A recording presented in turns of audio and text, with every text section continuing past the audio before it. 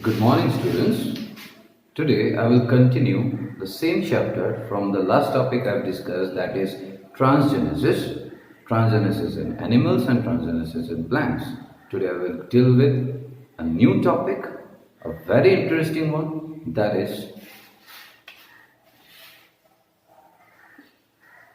gene therapy.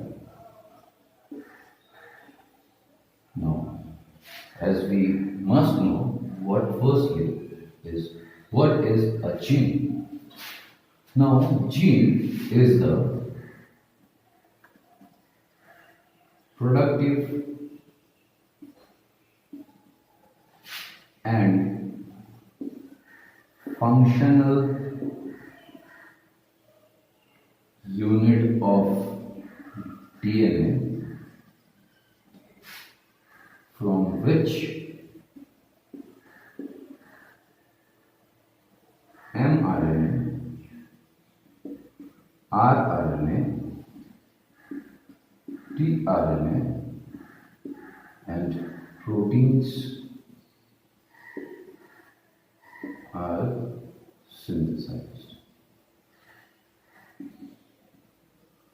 That is, a gene is something, a unit of DNA from which mRNA, rRNA, tRNA and proteins are synthesized.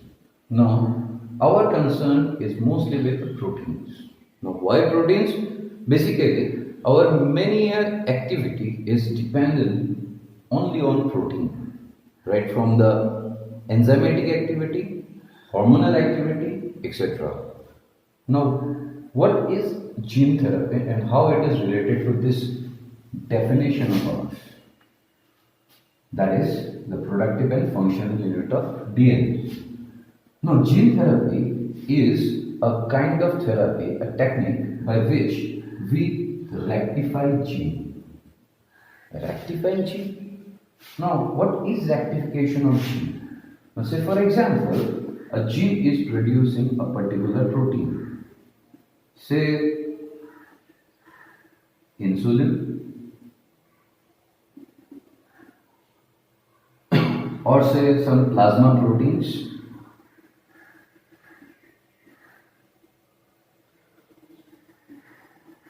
Now, as a matter of fact, there are many diabetic patients in our country.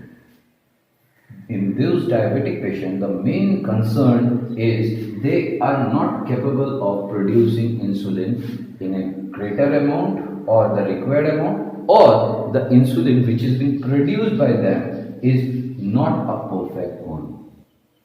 Now, usually what we do is we make insulin with the help of some gene therapy, gene cloning, PCR and etc. and give it to that patient. But what if we can rectify it? That is, we can correct the insulin deficiency or lack of insulin or improper insulin by using gene therapy. That is, rectifying the gene which producing this insulin and treat the patient completely. Now, for that purpose, what we do actually, let us see. Firstly, we must extract the gene. Now, what gene? Basically, the gene which is producing insulin. Not all the insulin, but the correct one.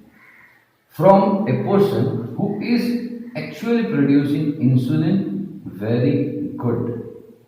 Now, after extracting the gene, what we do is we replace this gene with the patient's gene. That is, we extract the stem cells from the patient's backbone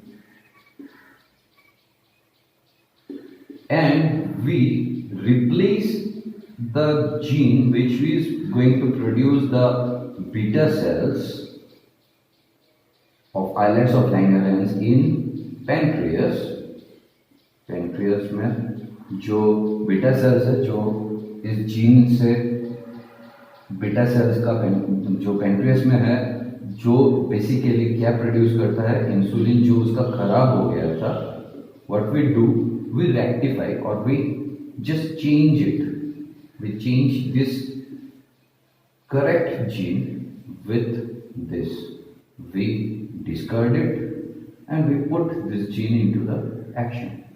Now we again insert the rectified gene into the patient's backbone.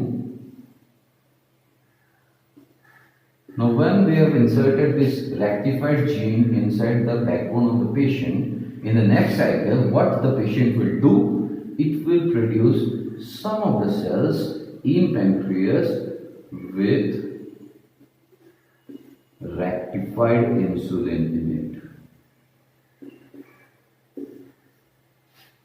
Now it's a long process. It will take you around 9 months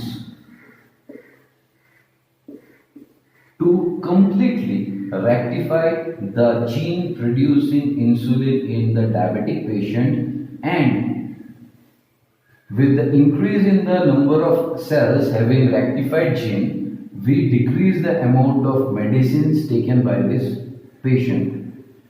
And at the end of this 9 months, what we are getting is a patient completely recovered from the disease called diabetes, because we have replaced the gene which was a defective one with a gene which is again producing the same thing, that is insulin, but it is the correct one. And now at the end of the 9 months, the patient is no more a patient, rather a normal person. So this is the beauty of, this is the speciality of genetic engineering, by which we can actually go for gene therapy and cure the patient from actually diabetes, what we think could not be done. Now, in the context, our next topic is more or like similar kind of topic, is stem therapy or stem cell therapy.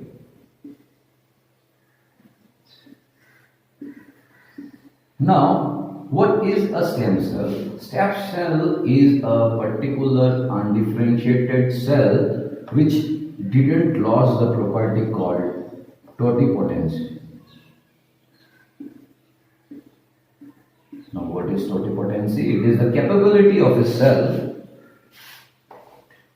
to produce every differentiated kind of cell, say liver cell, kidney cells, muscle cells, etc. That is, it is the cell which can actually from a single cell can produce the whole organism. Now that cell is our stem cells. Now definitely you are getting some clue, that is, using the stem cell we can do wonders. Now what wonders we can do, or what exactly this stem cell therapy is. Now to proceed with, firstly, from where we can get stem cells. Now stem cells are basically found during the birth of a child. That is, the umbilical cord of the baby do carry stem cells. Now what we need to do is we need to just store the stem cells in the stem cell bank. Now suppose a baby is born and we have collected the stem cells, and the baby started growing. Now one day when he is in, or he or she is in her or his late 30s, what happened? She or he came to know that she is he is a kidney failure. Now kidney failure.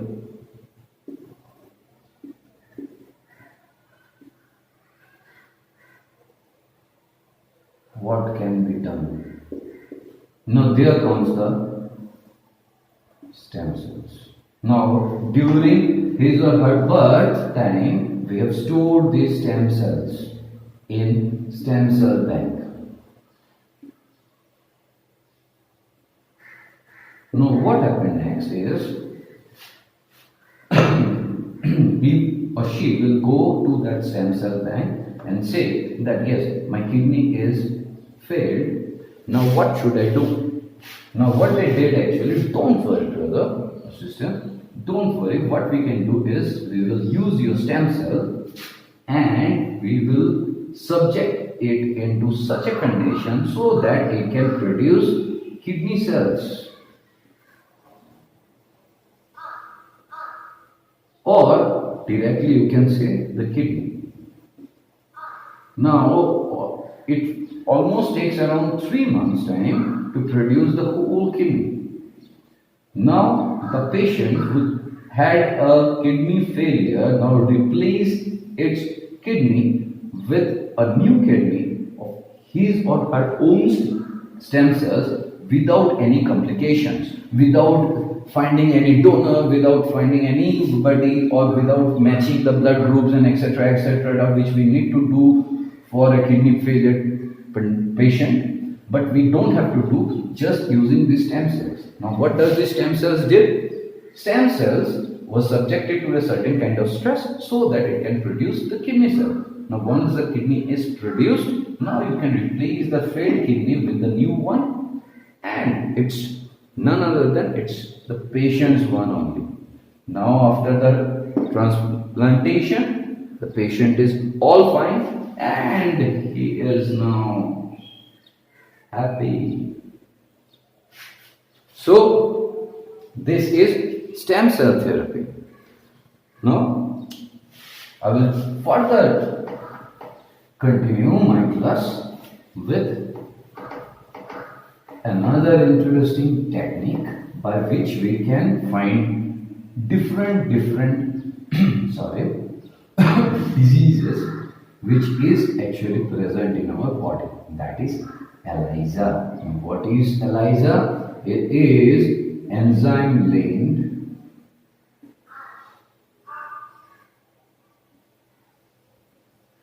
immunosorbent acid. Now what does it mean actually? We don't know actually. What does it mean? Actually, what is the function of an enzyme? For that we need to know what is the function of an enzyme. Now enzyme is a biocatalyst which makes or which enhance a rate of the reaction quick and it doesn't get involved in the reaction. It is a biocatalyst. Yes, it is a biocatalyst. Now what happens?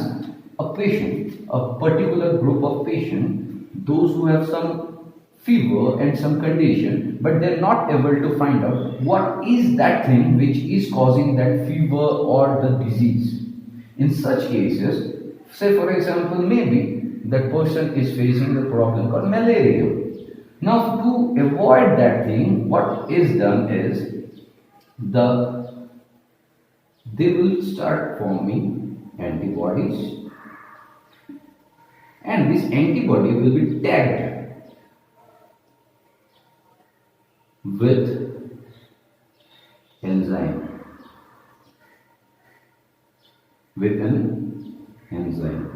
Now what happens?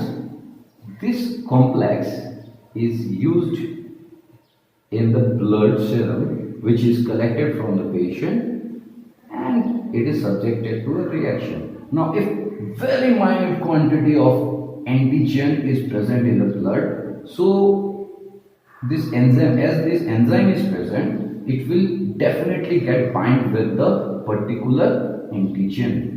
That is, it will visualize the antigen antibody reaction, and thus definitely it will form a substrate, and thereby we can come to the conclusion that a patient is facing malaria.